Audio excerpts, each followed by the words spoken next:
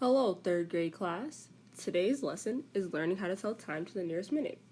In this lesson, we will be addressing the Iowa Core Math Standard 3MDA1, which states, tell and write time to the nearest minute and measure time intervals in minutes. Solve word problems involving addition and subtraction of time intervals. The learning goal is, let's all say it together, I will be able to tell time to the nearest minute. The purpose of the lesson is that time telling is a skill that you will use throughout your entire lives. Alright, let's start by reviewing what the parts of the clock are. Let's start with what each hand on the clock means. The longer hand right here that I have represented in black means the minute hand. And the shorter hand that I have represented in blue represents the hour hand. What do the numbers on the clock mean? When the hour hand lands on the number, the meaning of the number does not change. For example, when the hour hand is on the 1, the hour is 1 o'clock. But when the minute hand lands on the 1, it means 5 minutes. The hours go up by 1 on this side. But if the minute hand hits these numbers, they go up by 5. So 1 means 5, 2 means 10, 3 is 15, then so on and so forth. 20, 25, 30, 35, 40, 45, 50, 55. When we hit 12 for the minute hand, it means 60 minutes has passed. But on a clock, we don't show it as 60. We show 2 zeros. And then we start the process all over again. What do the tick marks in between the numbers mean? Well, let's first ask ourselves how many minutes are in an hour. We all know the answer to that is 60 minutes. When the minute hand lands on the tick, it is the amount of minutes we have. So the tick marks each increase by 1 minute at a time. If we start here on the 4, since we just learned that each number increases by 5, we have 5, 10, 15, 20. So we're here at the 4, which means 20.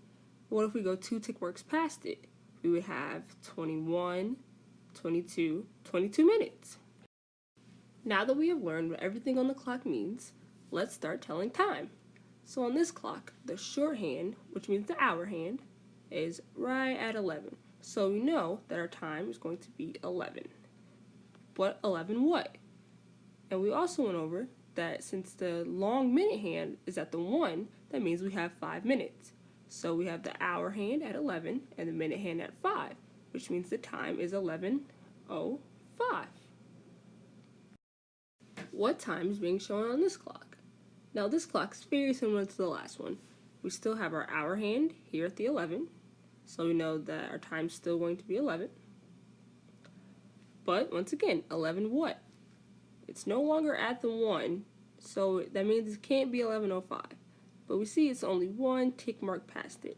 And as we reviewed, each tick mark means a minute. So we have 5 minutes, and then we have 6 minutes. So the time is 11:06. What time is being shown on this clock? This clock's a little tricky because the hour hand is not exactly on the 8. But since it's between the 8 and the 9, that means our hour is still 8. So let's write that in. 8. Once again, 8 what?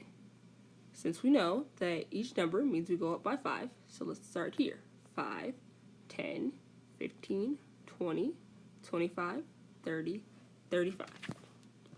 Okay, so we have 35. And then it is 1, 2, 3. 3 tick marks past the 35, which also means 3 minutes. So let's count. 35, we have 36, 37, 38. So the time shown here is 8:38.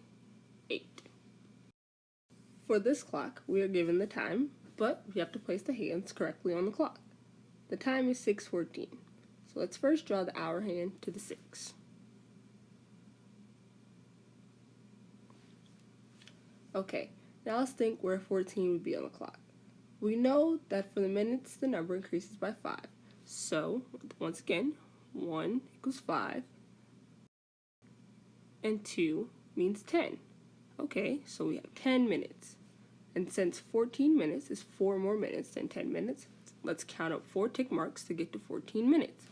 So we have 11 minutes, 12 minutes, 13 minutes, 14 minutes.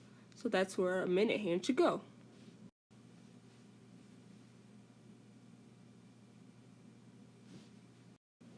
This clock now reads 6:14.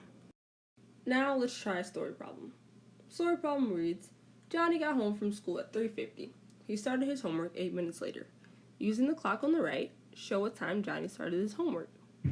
Okay, the clock on the left is the time that Johnny got home. As we can see, it shows 3 because the hour hand is between the 3 and the 4. So that means we have 3 for the hour. And it shows 50 because the minute hand is on 10. For the clock on the right, the hour is already placed where it needs to be, between 3 and 4. So we still know that it's 3, but we need to draw the minute hand. Since we know that we're starting at 3:50, he started his homework 8 minutes later. So that means we should go up 8 tick marks. Okay, we have 51, 52, 53, 54. Now right here is 55 because the 11 means 55, 56, 57, 58. So this is where our minute hand should be. Let's draw that in.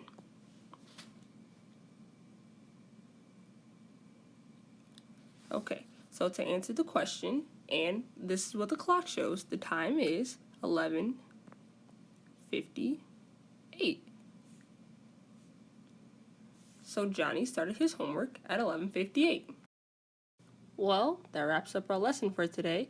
I hope that you are now able to tell time to the nearest minute. Have a great day.